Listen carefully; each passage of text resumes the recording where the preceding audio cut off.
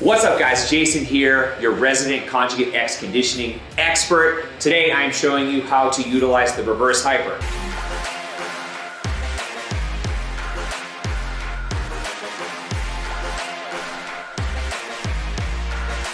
First and foremost, the reverse hyper open chain exercise. What does that mean? Our feet are not connected to the floor. So this has a number of great properties to it.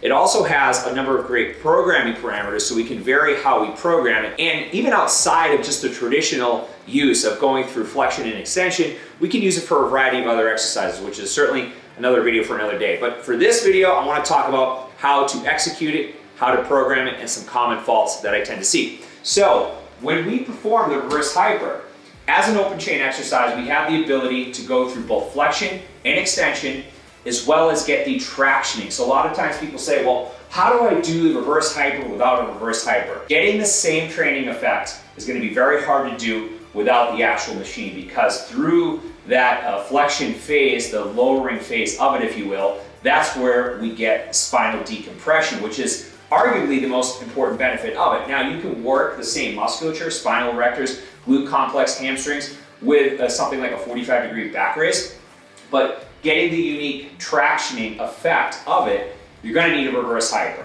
So when we do this, we wanna make sure a few things happen. Number one, if you've never done it before, start with something light. You don't need to load up the pendulum super heavy. Over time, we'd like to see that be somewhere around 50% of your squat. Okay, so if you squat 400 pounds, you'd have about 200 on the machine.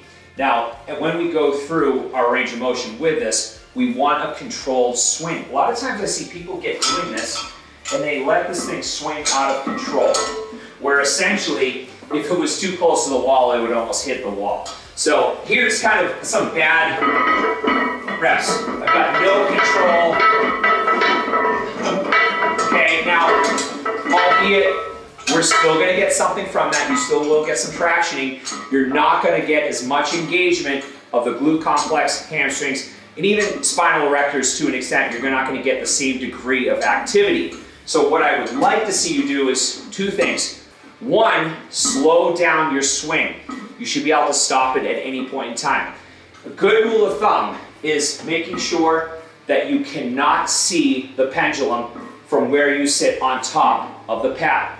Number two, start with lower reps. This is a very good movement to use for high repetitions, but if you've never done it before that way, or maybe you've never done it at all, start off the 10 to 15 rep range and progress over time. So again, control the pendulum, should be able to see it from the top, start on the lower end of the spectrum in terms of rep scheme, and then progress over time. So all together, what it should look like.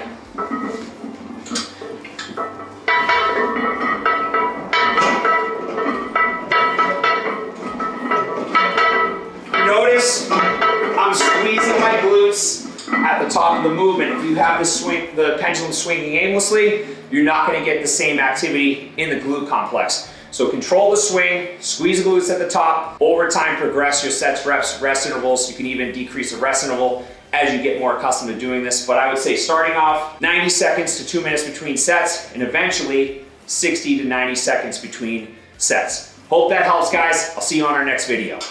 If you like this content, be sure to like, comment, subscribe to this channel, and I'll see you on the next video. Remember guys, results are king.